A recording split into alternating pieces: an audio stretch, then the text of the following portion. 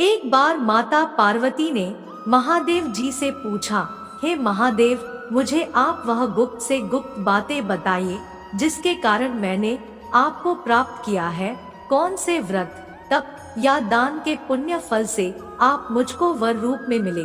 महादेव जी बोले, हे देवी, मैं आपके सामने उस व्रत के बारे में कहता हूँ जो परम गुप्त है।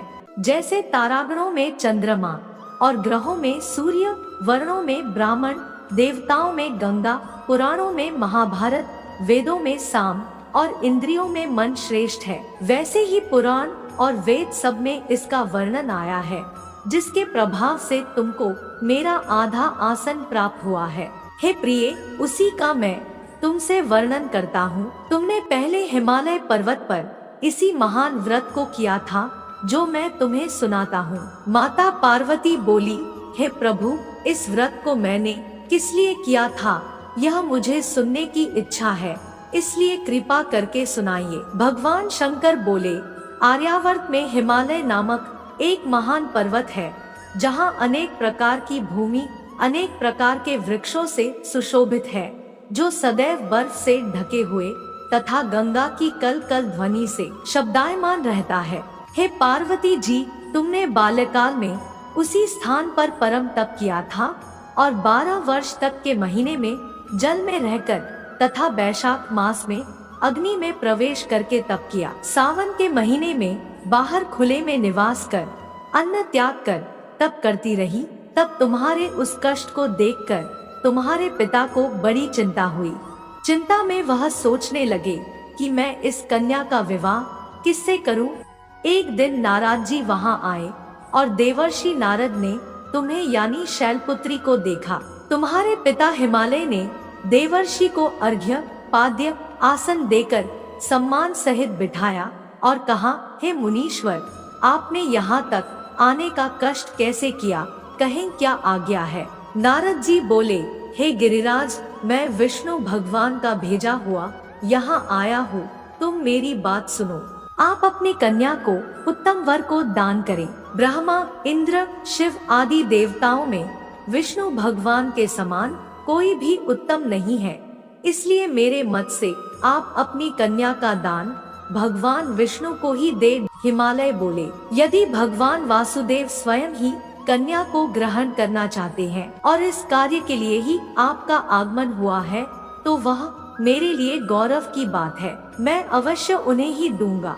हिमालय का यह आश्वासन सुनते ही देवर्षि नारद जी आकाश में अंतर्ध्यान हो गए और भगवान विष्णु के पास पहुँचे।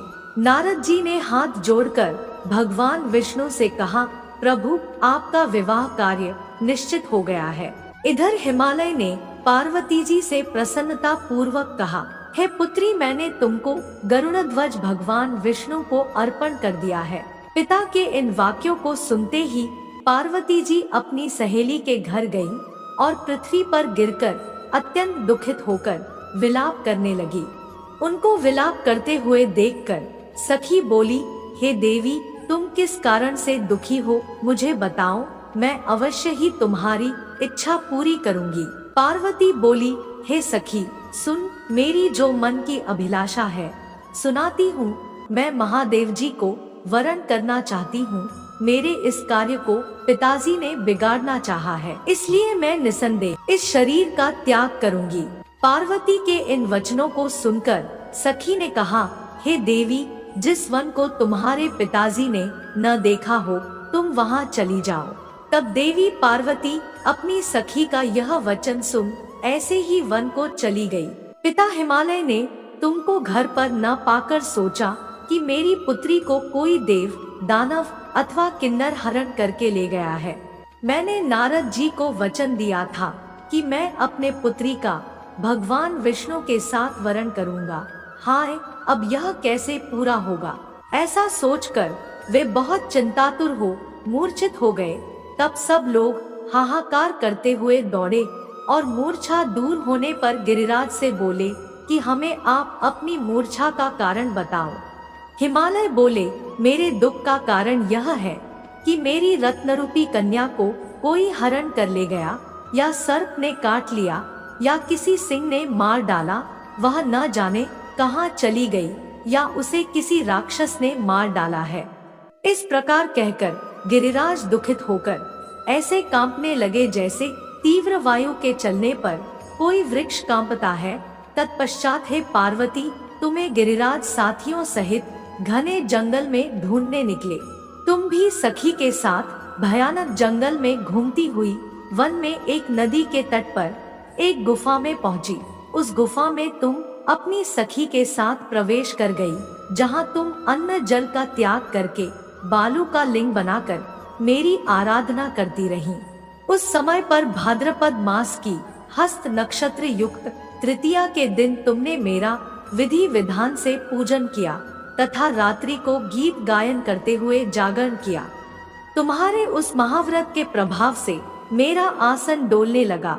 मैं उसी स्थान पर आ गया जहां तुम और तुम्हारी सखी दोनों थी। मैंने आकर तुमसे कहा, हे वरान्ने, मैं तुमसे प्रसन्न हूँ। फिर तुम मुझसे वरदान मांगा। तब तुमने कहा कि हे देव, यदि आप मुझसे प्रसन्न हैं, तो आप महादेव जी ही मेरे पति हो। मैं तथास्तु ऐसा कहकर कैलाश पर्वत को चला गया और तुमने प्रभात होते ही मेरी उस बालू की प्रतिमा को नदी में विसर्जित कर दिया। हे देवी, तुमने वहां अपनी सखी सहित व्रत का पारायण किया। इतने में तुम्हारे पिता हिमवान भी तुम्हें ढूंढते ढूंढते उसी घने वन में आ पहुँचे। उस समय उन्होंने नदी के तट पर 2 कन्याओं को देखा तो ये तुम्हारे पास आ गए और तुम्हें हृदय से लगाकर रोने लगे। बोले, बेटी, तुम इस सिंह व्याघ्रादि युक्त घने जंगल में क्यों चली आई? तुमने कहा, है पिता, मैंने पहले ही अपना शरीर भगवान शंकर जी को समर्पित कर दिया था, लेकिन आपने नारद जी को कुछ और बोल दिया, इसलिए मैं महल से चली आई। ऐसा सुनकर हिमवान ने तुमसे कहा कि मैं तुम्हारी इच्छा के विरुद्ध यह कार्य नहीं करूँगा। तब वे तुम्हें लेकर घर को आए और तुम्हारा विवाह मेरे साथ कर दिया। हे प्रिय, उसी व्रत के प्रभाव से तुमको मेरा अर्धासन प्राप्त हुआ है। इस व्रतराज को मैंने अभी तक किसी के सम्मुख वर्णन नहीं किया है। हे देवी, अब मैं तुम्हें यह बताता हूँ कि इस व्रत का यह नाम क्यों पड़ा। तुमको सखी हरण करके ले गई थी, इसलिए हरतालिका नाम पड़ा।